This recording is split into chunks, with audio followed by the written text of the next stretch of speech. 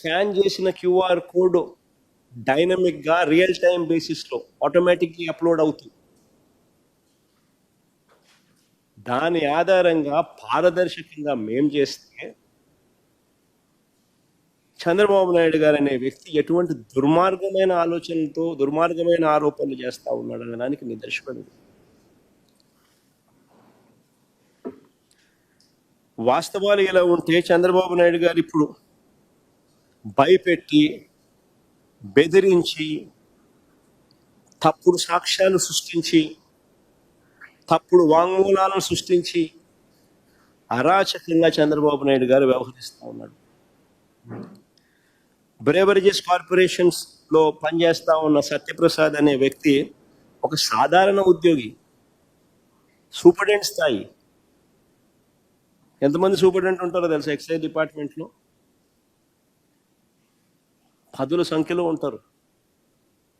ఒక సాధారణ స్థాయి ఉద్యోగి. అనూష అని ఇంకొక అమ్మాయి ఎవరు, ఆమె చిన్న క్లరికల్ ఉద్యోగి, అది కూడా అవుట్ సోర్సింగ్ ఉద్యోగి. ఏందండి వాళ్ళని బెదిరించి వాంగ్మూలం తీసుకోవడం?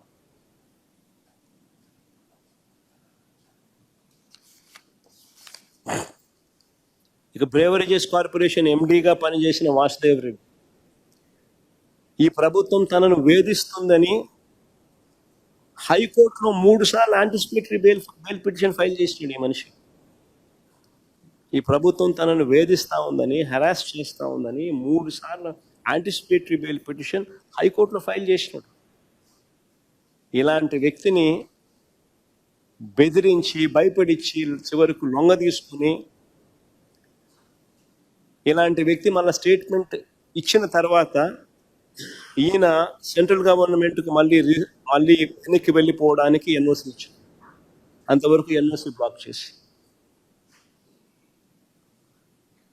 ఇలాంటి వ్యక్తులు ఇచ్చే స్టేట్మెంట్కి ఏం వాల్యూ ఉంటుంది? బెదిరిస్తున్నారు, భయపడిస్తున్నారు, ఎన్ఓసీలు ఆపుతున్నారు.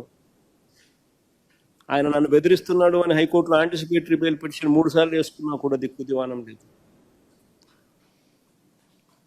అలాంటి వ్యక్తులు ఇచ్చే స్టేట్మెంట్కి ఏం వాల్యూ ఉంటుంది? ఇంకొక ఆయన విజయసాయి రెడ్డి,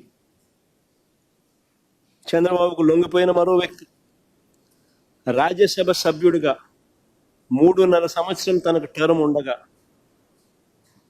చంద్రబాబు నాయుడు గారు కూటమికి మేలు చేసేందుకు ఆయన రాజ్యసభ సభ్యత్వానికి ఆయన